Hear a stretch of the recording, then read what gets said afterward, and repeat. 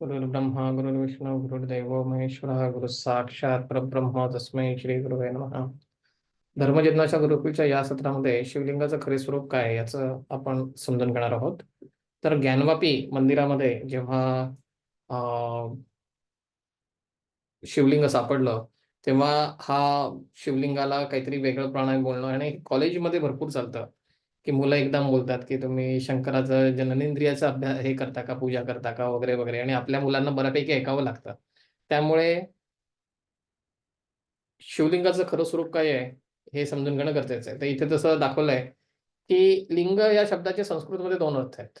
एक आहे चिन्ह आणि एक आहे जननेंद्रिय, जे आपल्याला माहिती आहे. तसं रक्त या शब्दाचे सुद्धा दोन अर्थ आहेत. एक आहे लाल, रक्तगंधम आपल्याला ह्याच्यामध्ये आहे, अथर्वशीर्षामध्ये श्लोक आहे, आणि याच्यामध्ये गणपतीचं रूप हे लालसर आहे, लाल फुलं आवडतात त्याला, लाल गंध आवडतो, असं एक श्लोक आहे. पण रक्ताचा दुसरा अर्थ ब्लड आहे. तसंच लिंग या शब्दामध्ये पण दोन अर्थ आहेत. शिवलिंगाच्या संदर्भामध्ये लिंग म्हणजे चिन्ह, जननेंद्रिय नाही, हे स्पष्ट आहे. हा गेल्या 100-150 वर्षामध्ये घातलेला अपभ्रंश आहे. तर देवाची विविध रूपं काय आहेत हे समजून घेतलं तर लिंग हे त्यातलं एक रूप आहे, समजून घ्यायला सोपं पडतं. हे निसर्गामध्ये देव आहे, सूर्याचं आपण पूजा करतो, वारा, नदी, समुद्र, देववृक्ष, कित्येक रूप आहेत निसर्गातली. किंवा देवाचं मूर्ती रूप आहे. काही ठिकाणी तांदळा म्हणजे फक्त चेहरा असतो देवाचा, पण त्याच्यामध्ये पूर्ण डोळे, नाक, सगळा चेहरा असतो, त्याच्यामुळे आपण ती मूर्तीचा तांदळा रूप. यंत्र रूपात असतात देव, टाक रूपात असतात, आपल्या घरी कुलदेवतेचे टाक असतात. तसंच लिंग रूपामध्ये म्हणजे चिन्ह रूपामध्ये देव असतात, ज्याच्यामध्ये प्रामुख्याने शिवलिंग हे चिन्ह रूपामध्ये धरलं गेलेलं आहे. किंवा बरेचदा घटस्थापना आपण करतो कलश रूपाने, शंख, दिवा, घंटा, ह्या उपदेवता बऱ्याच आहेत. या सगळ्या रूपांची आपण पूजा करतो. त्यातले लिंग रूपाने शिवदेवता आहे, आणि ती का तशी असावी याचाही आपण अंदाज घ्यायचा प्रयत्न करणार आहोत. तर लिंग म्हणजे चिन्ह ह्या शब्दाचा अर्थ जो लावलाय त्याचा पुरावे सुद्धा काही आहेत.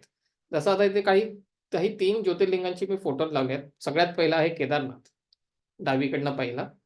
त्या केदारनाथचं रूप जे आहे की देवाने पशुचं रूप घेतलं होतं, आणि त्याचा मागचा भाग जो केदारनाथला राहिला, त्याच्यामध्ये काही लिंग म्हणजे जनेंद्रिय असण्याची काही शक्यता नाही.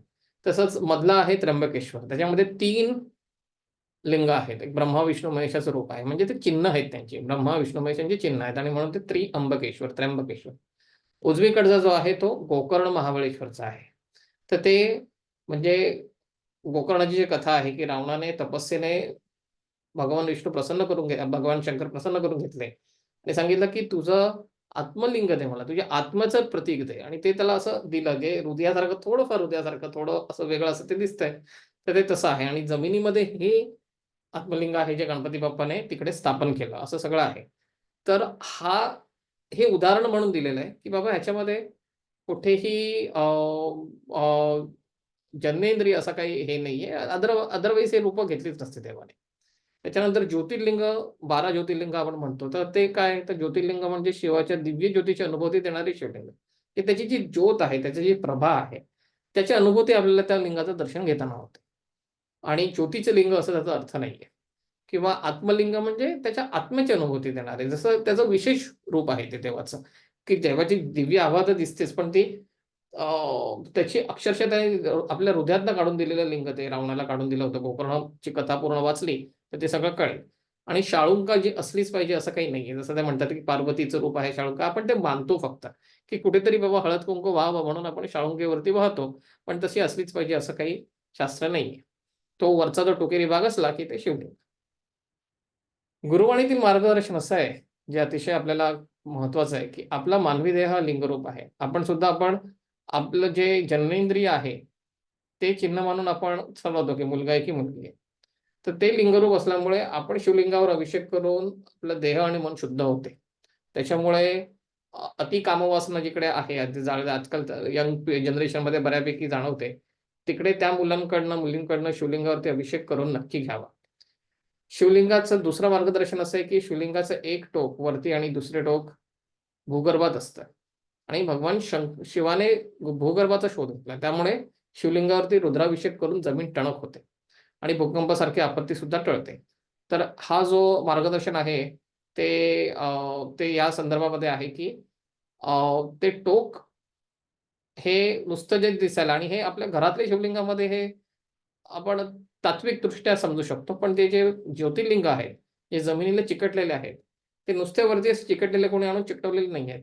तर त्याचा दुसरा भाग आहे तो अक्षरशः भूगर्भापर्यंत गेलेला असा आहे. आणि म्हणूनच त्याच्यावरती रुद्राभिषेक करावा, जेणेकरून तिकडची जमीन टणक होते. आणि कोयना परिसरामध्ये आपल्या भक्तांनी तसं करून तिकडे कोयनाच्या भागचा भूकंपाचं प्रमाण कमी केलेलं आहे. हे आमच्या भक्तवर्गाने सिद्ध केलेला प्रयोग आहे. त्याच्यानंतर आहे की शिवोपासनेने घराण्याचे दोष कमी होतात. आता आपण शिवलिंगाबद्दल बोलतोय, पण तरी विषय संबंधित आहे म्हणून शिवोपासनेबद्दल बोलतोय, की सतत कटकटी, भांडणं, संतान न होणं इत्यादी जे घराण्याचे दोष असतात, गुरवाणी भाग 10 मध्ये त्याचं अतिशय चांगलं विवेचन आलेलं आहे. ते शिवोपासनेने कमी होण्याचा एक अतिशय उत्तम मार्ग आहे. आणि शिवोपासना करणं म्हणजे काय, तर रोज ओम नमः शिवायची कमीत कमी एक माळ, म्हणजे 108 कमीत कमी, जास्त जमली तर जास्त, शिवलीलामृताचं पठण करणं, रुद्राभिषेक करणं, 16 सोमवार व्रत वगैरे असे बरेच उपाय आहेत त्याच्याने शिवोपासना. आणि मग हे वैयक्तिक कौटुंबिक संकट कमी करण्यासाठी आणि सामाजिक संकट सुद्धा त्याच्याने कमी होऊ शकतात, असं साधारण आहे. त्याच्यानंतर एक साधारण असं विवेचन आहे की बाबा लिंगरूपामध्ये का त्यांनी असं रूप घेतलं असेल. बाकी सगळ्या देवांनी तर मूर्ती रूप घेतलं, विष्णू म्हणा, देवी म्हणा, सगळ्यांनी विष्णू रूप घेतलं, तर शिवाने लिंगरूप का घेतला. तसं शिवाला मूर्ती रूपामध्ये दाखवण्यामध्ये काही वावगं नाहीये, पण त्याची पूजा शक्यतो तशी होत नाही. त्याची पूजा लिंग रूपामध्येच होते. म्हणजे तो विष्णूचं जसं भगवान शंकराचं जसं रूप आहे, तशा रूपामध्ये मूर्ती पण दिसतात आणि त्याचं चित्र काढणं फार सोपं आहे. पण त्याची स्थापना करायची असेल तर लिंग रूपामध्ये होते. तर ते का तसं असावं. तर एक सामान्य असा एक बोध असा होतो, म्हणजे की बाबा शिव आणि विष्णू याच्यातलं अद्वैत किंवा देवी आणि शिव यांच्यातलं अद्वैत सुद्धा शक्य होतो जर ते लिंग रूपामध्ये असतील. जसं तिरुपती बालाजीच्या विष्णूच्या डोक्यामध्ये आणि बऱ्याच महाविष्णूंच्या मूर्तींमध्ये वरती डोक्यावर शिवलिंग आहे. तसंच कोल्हापूरची महालक्ष्मी म्हणा, तुळजाभवानी माता म्हणा, सर्वांच्या डोक्यावरती शिवलिंग आहे. म्हणजे शिव आणि ती देवी किंवा ती देवता विष्णू असो, त्यांच्यातलं एकरूपत्व दाखवलेलं आहे, अद्वैत दाखवलेलं आहे. नाहीतर आपण काय, नाही हा शंकर वेगळा, विष्णू वेगळा असे मानणारे लोक होते. आपल्या मनातल्या शंका दूर करण्यासाठी देवाने त्याची रूपं घेतली, की आपल्याला काही म्हणायला स्कोपच राहिला नाही, की बाबा हे दोन वेगवेगळे रूप आहेत, ते अद्वैत आहेत. द्वैत नाही, म्हणजे एकच रूप आहे. तर त्यामुळे लिंगरूप, जर लिंगरूप नसतं, मूर्तीरूपात असते, तर मग विष्णूच्या डोक्यावरती शंकराची मूर्ती ठेवली असती का, म्हणजे ते मूर्तीच झाली नसती, ते काय म्हणजे वेगळाच प्रकार झाला असता. एकाच्या डोक्यावरती दुसरा बसला असता. तर तसं न होता ते हे व्हावं म्हणून एकरूपता दाखवता यावी मूर्तीरूपामध्ये, म्हणून हे लिंगरूपाने असावं, असा एक बोध होऊ शकतो. किंवा भूगर्भामध्ये जे गुरुदांचं मार्गदर्शन आहे, की एक टोक वरती आणि दुसरे भूगर्भात असे मूर्तीरूपात घेणं शक्य नाही, कारण की मूर्तीचे पाय, चरण आले की मग मूर्तीचं रूप संपलं, त्याच्या खाली ते भूगर्भात जात नाही. पण हे लिंग रूपामध्ये असल्यामुळे हे भूगर्भापर्यंत जातं, असं साधारण आहे. त्याच्यामुळे आपल्या मुलांना ह्या गोष्टीची जाणीव हवी, की शिवलिंग म्हणजे चिन्ह रूपाने घेतलेलं शिवाचं रूप. त्याला मूर्ती रूपानेही दाखवता येणं शक्य आहे, पण त्याचं प्रेफर्ड पूजा ही लिंग रूपामध्ये होते आणि त्याचे वेगवेगळे असे फायदे आहेत, जे आता या व्हिडिओमध्ये आपण बघितले. श्री गुरुदेव दत्त.